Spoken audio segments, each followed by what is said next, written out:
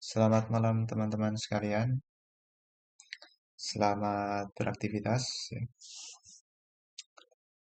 Jadi pada kesempatan kali ini aku ingin sedikit mendemokan aplikasiku, yaitu manajemen bengkel yang ditujukan untuk owner atau admin bengkel untuk mengelola eh, bengkelnya ya, kurang lebih seperti itu.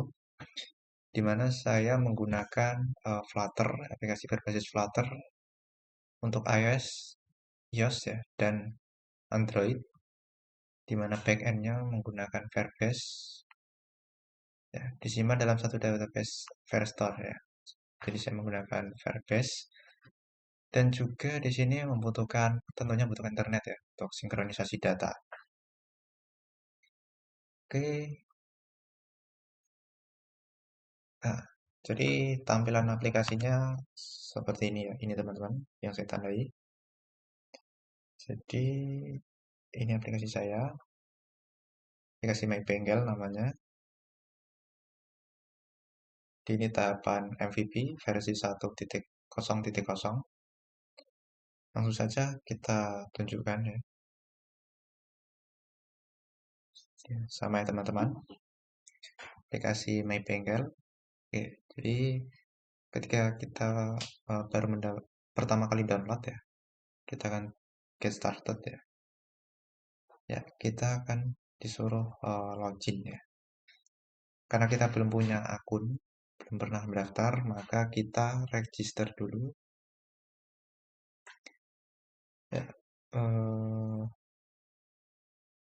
bebas namanya ya. Semisal ini aja ya, namanya Ridwan. Kemudian emailnya adalah, kita samakan saja agar lebih mudah. Nomor teleponnya kita karang. Passwordnya adalah oke,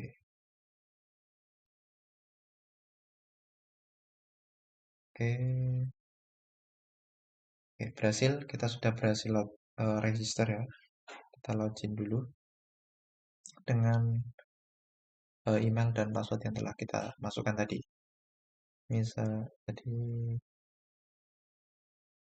oke, passwordnya adalah oke. Kita login. Oke, setelah berhasil login, teman-teman ya, tampilannya seperti ini. Kita disuruh untuk memberikan nama bengkel dan juga alamatnya. Misalnya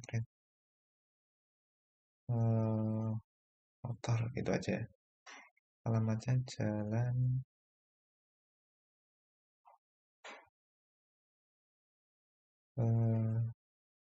KM 11 ya.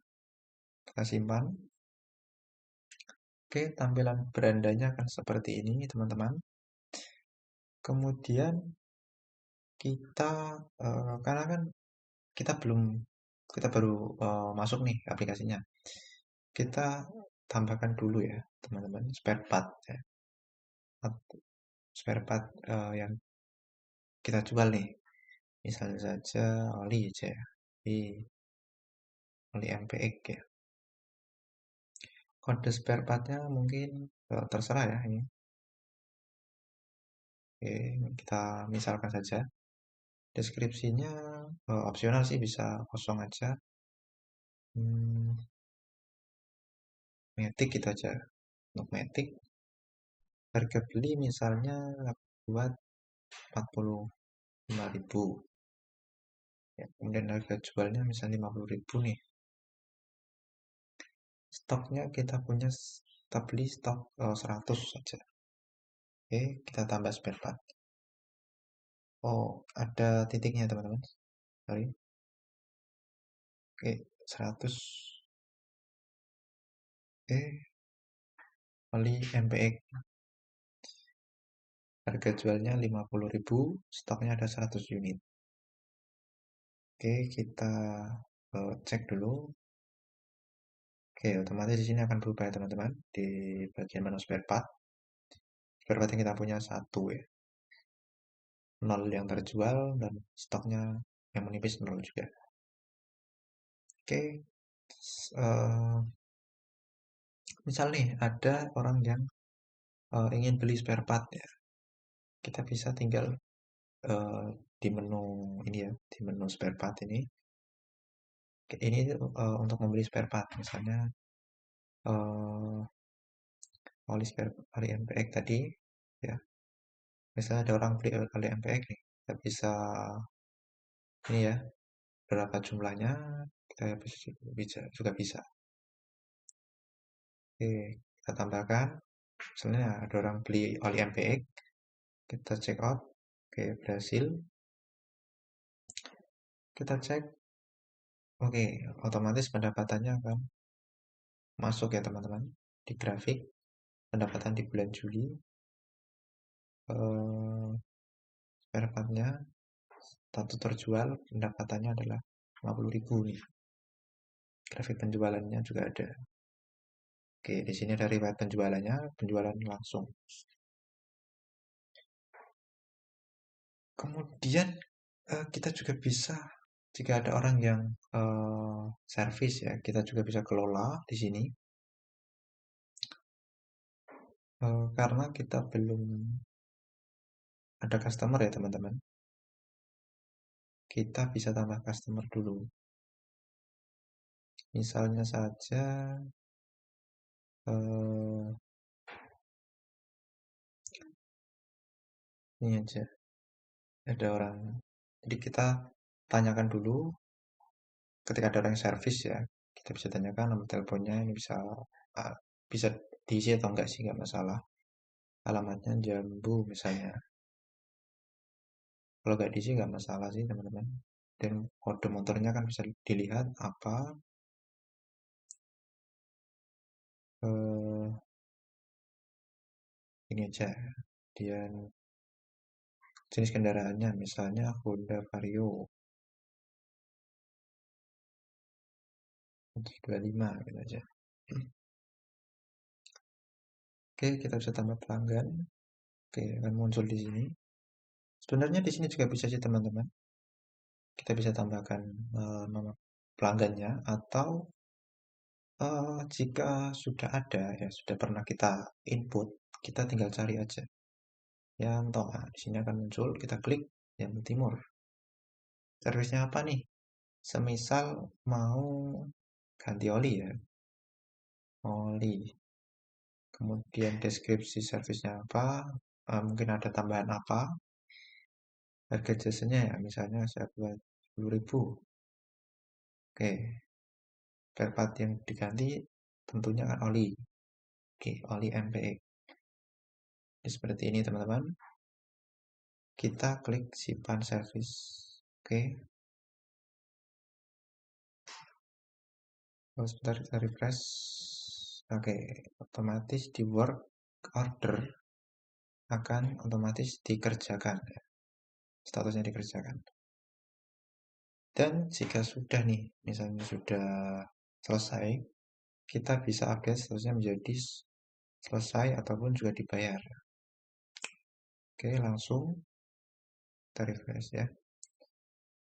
Dan nanti notanya, ini kan ada notanya, kita bisa print out seperti ini, atau juga bisa kita bagikan agar lebih mudah ya teman-teman. Kita bisa bagikan. Oke, otomatis pendapatannya akan naik di sini 110.000 ya. Karena tadi uh, ada tambahan service apa ganti oli. Jadi pendapatannya di sini otomatis bertambah. Kita bisa cek di sini tadi sudah ya. Oke, di riwayat ya. Ini riwayat tadi. Ini riwayat pemberian spare part tadi oli. Kita bisa cek. Oke, pembelian spare part. Dan ini untuk riwayat service ya teman-teman. Dan di laporan keuangan kita bisa cek pendapatan kita hari ini berapa, minggu ini pendapatan kita berapa per bulan dan per tahun. Oke, jadi kita bisa cek pendapatan hari ini.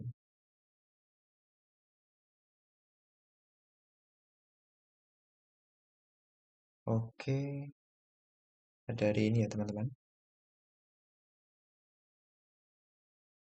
Oke, jadi itu tadi ini riwayat pembelian tadi ya teman. Sudah di menu spare part penjualan tadi. Penjualan langsung ada penjualan work order dari riwayatnya. Kemudian di halaman profil, ini halaman profilnya Ridwan Motor. Ada email, ada pemiliknya siapa. Refresh dulu. Nah, ada statistik bengkelnya. Kita juga bisa edit di sini teman-teman. Ridwan Motor KM11 Melongo katakanlah. Simpan, berhasil, di update ya. Kita bisa logout. Oke, tampilannya seperti itu untuk manajemen bengkel. Dan datanya nanti akan masuk di database ini teman-teman, Firebase. Sebentar saya refresh dulu.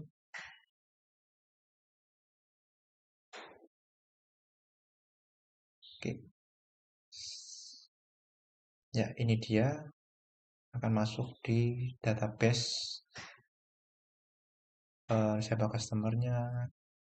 Kemudian ini ada service, ada invoice, ada pembelian spare part. Ini data-data yang lama sih teman, sudah beberapa saya input ya.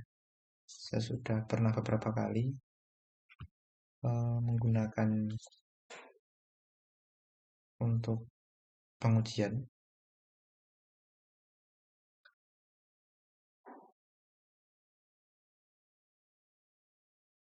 Oke, ini dia. Oke, ini pengujiannya. Sama. Jadi datanya tidak akan terpisah ya. Datanya akan terpisah. Jadi tidak akan tercampur satu dengan yang lain. Gitu, teman-teman.